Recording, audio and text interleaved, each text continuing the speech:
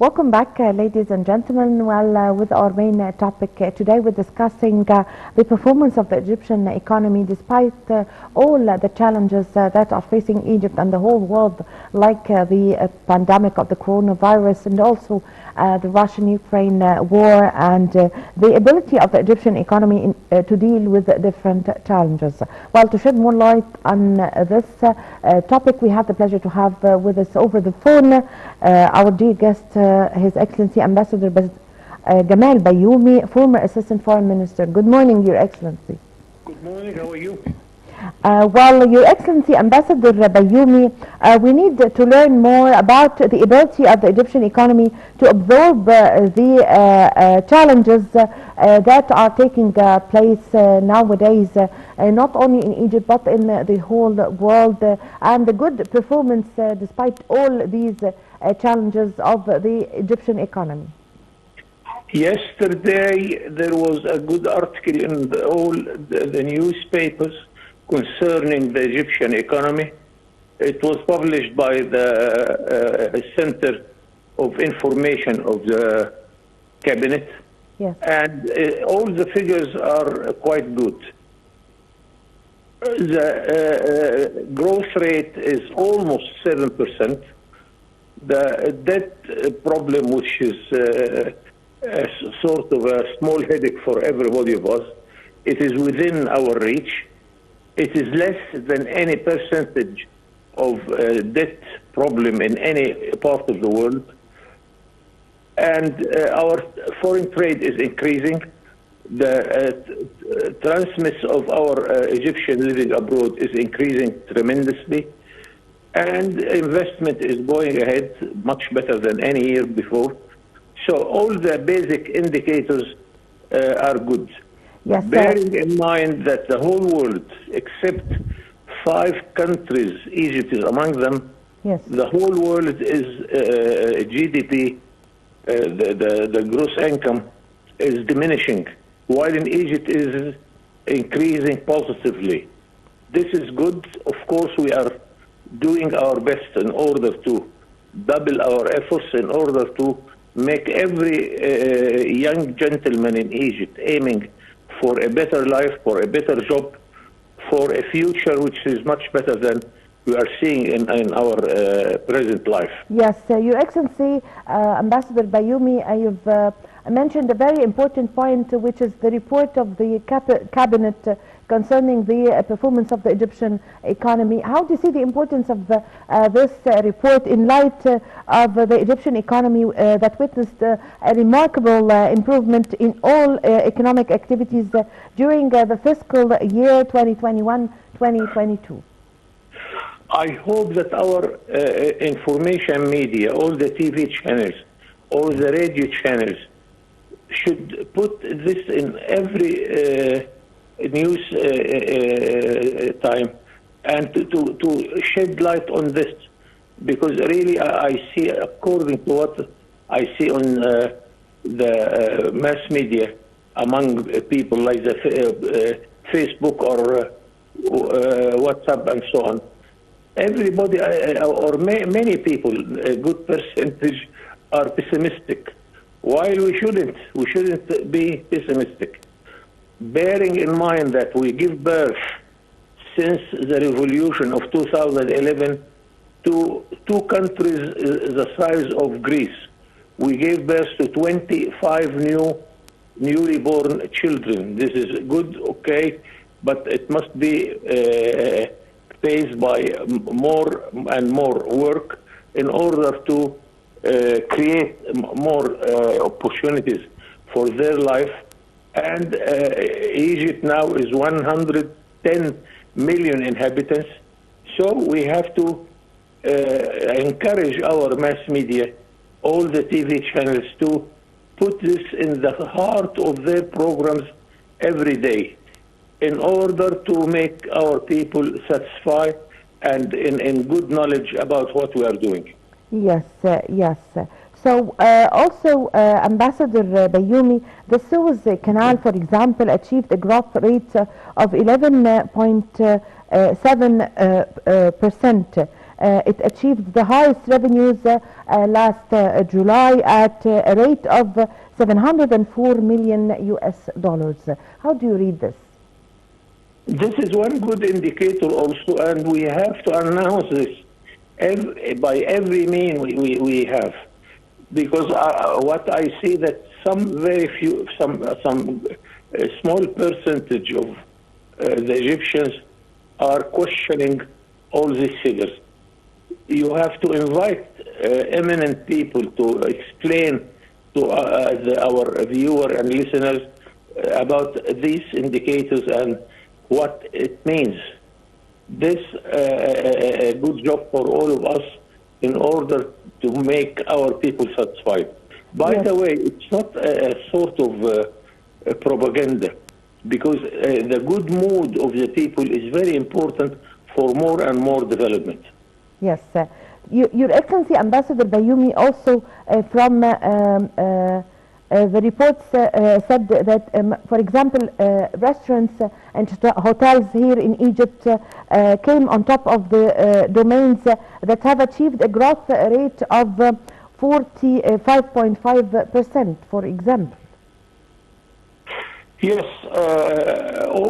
I follow all these reports. Yes. But I need the government to talk, and to talk loudly, because people need their government to talk to them. And it's very good, by the way, that we are now seeing a sort of national dialogue for everything. I want to put economy in the heart of this dialogue in order to make everybody aware of what is going ahead. Yes. Another problem we are facing, that we have a sort of an enemy trying to invent news which are not real about Egypt, and some people take this and repeat it without thinking. And if you read it really, you'll find that the figures are impossible. The figures are impossible to be real. But people are repeating this, and then some naive people would believe this. We have to stop this. We have to make our information system much active in order to face this sort of information war against Egypt. Yes, also, Your Excellency, Ambassador Bayoumi, from the rates, the telecommunications sector, for example, achieved a growth rate of about 16.3%. Yes, Egypt in the last years make a good development in this information technology. I am proud of our sons and grandsons. They teach us, they teach our generation how to deal with the information technology and its complicated system. So we start to produce, we start to export our information technology everywhere in the world, and this is one new field we can expand tremendously and to get more and more income for Egypt. Yes, sir. Your Excellency, Ambassador Bayoumi, also, for example, the petroleum sector, we have petroleum exports have increased by 122%. This is good news. Egypt is becoming more and more a sort of a source of energy in its three fields, whether it is oil, gas, and electricity. And I want here to stress our huge program about electricity. Yes. Of course, we have Al-Dab'a nuclear energy program or project. We have the 4 Siemens power stations. They say that it is much bigger than the Aswan High Dam. Yes. So this puts us in a position to export electricity to Europe. And as you well know that we are establishing now a line which will connect Egypt with Greece and Cyprus with electricity and with gas. Yes. Also, we have in the Arab world the huge project of connecting the electric net from Baghdad in the far east of the Arab world to Casablanca in the far west of the Arab world, with Sudan, with Tanzania, with Congo, hopefully with Ethiopia. Then Egypt is having now a surplus of electricity, and not many people know that Beirut now is getting its electricity and its lights from Egypt. So it is a very good effort, and it is promising, and this is one more dimension of our development, which we are proud of. Yes, so Your Excellency Ambassador Bayoumi, from all the percentages that we have mentioned now, to what extent is the Egyptian economy, in your point of view, is capable of attracting more investments? Yes, this is a very important question. And the good news that Egypt is attracting much more investment than any country around us, whether in Africa or in the Arab world. Yes. And during the visit of our the dear guests from the Gulf states, we knew that the Gulf states are the largest investors in Egypt. This is a good news. Yes. Not very good enough because we can attract much more. And this is the big challenge, to do our homework. Our bureaucracy must be ameliorated and developed. Our banking system is not up to the international level. We have to change it. And now we are making a huge effort concerning transport and new roads, new bridges, which somebody is questioning why we are doing this. No country is developing its economy without transport and ports and airports and traffic.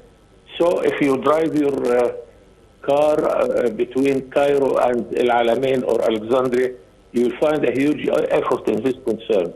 We hope that this will be ameliorated in order to make Egypt much more attractive to much more investment.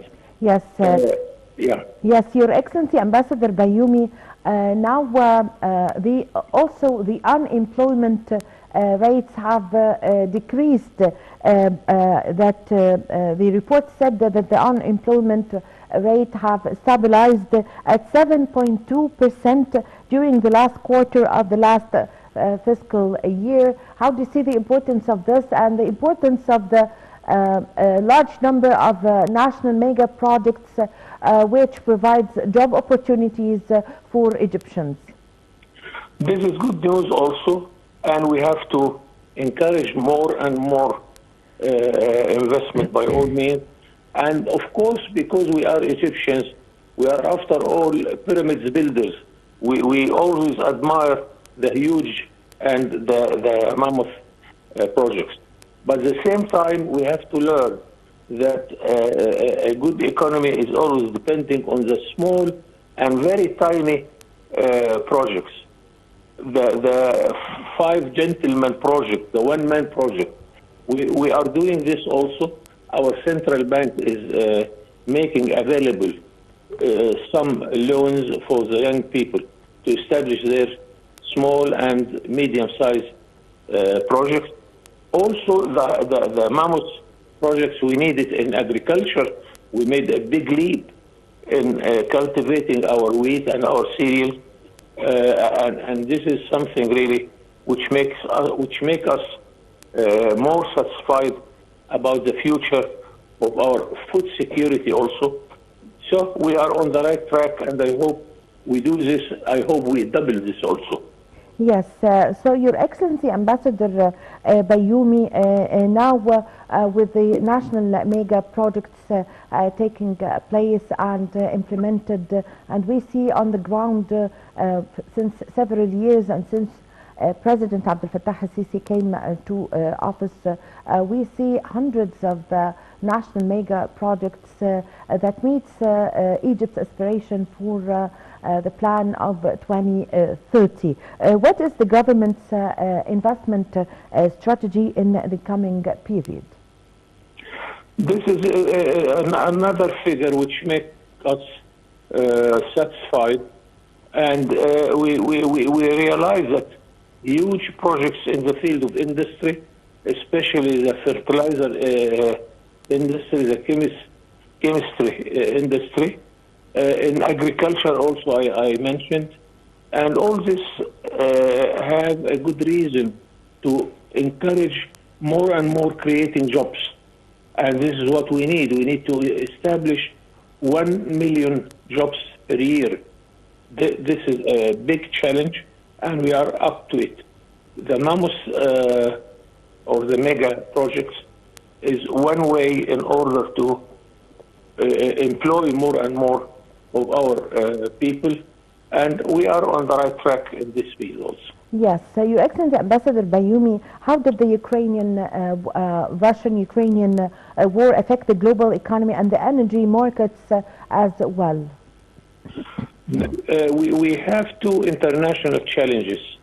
The epidemic of corona, of course, and we have faced it in a very good manner, whether for its health problem or the economic problem.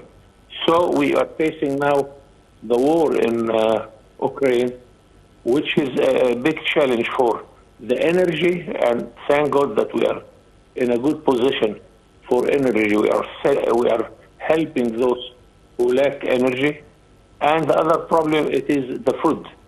And many people were aware and were worried about how this will affect our resources of wheat and cereals. Thank God that I was trying to convince our Egyptian friends that this is not a problem at all, because cereal, it has a surplus everywhere. And we were, of course, in the last few years, depending on Russia and Ukraine to supply us with wheat. But we used to get wheat from United States, from France, from Germany, from Romania. So there is a sort of surplus of wheat in the world, and Egypt succeeded to change its supply sources to other countries. And it's not a secret that I used when I was in the Foreign Office that we are a good importer of cereals to get some more benefits for Egyptian exports vis-a-vis our wheat imports from all over the world. Yes, Your Excellency Ambassador Bayoumi, what about the importance of the fact that Egypt is considered the largest market in the Middle East with 100 million consumers, and how does that affect the flow of investment to the country? This is a very good point, but by the way, when I market for Egypt, when I make the whole world aware of the Egyptian possibility, Egypt is not the market of 110 million inhabitants. Egypt is a market of 2,000 million inhabitants. Why? Because if we produce in Egypt, this is what we are telling Japan or China, by the way. If you produce in your country and export to Europe, you will pay taxes and custom duties. If you produce the same car in Egypt, you will be sending it to Europe, to the Arab world and to Africa, exempted from any custom duties or any trade barrier. This means that you have 500 million market in Europe, 400 million market in the Arab world, and 1,000 million inhabitants in Africa. This is a big challenge, and I hope that we can be up to it and produce more with the quality which is needed in every one of those three important markets. Yes, I thank you very much for your valuable information and for this good explanation. Thank you also for providing us with your time. Thank you, Your Excellency Ambassador Gamal Bayoumi, former Assistant Foreign Minister. Well, thank you very much, ladies and gentlemen, for joining me in this segment. My name is Amal Mukhtar. I leave you with the rest of the segments of the breakfast show with my colleague Nermeen Abdurrahman.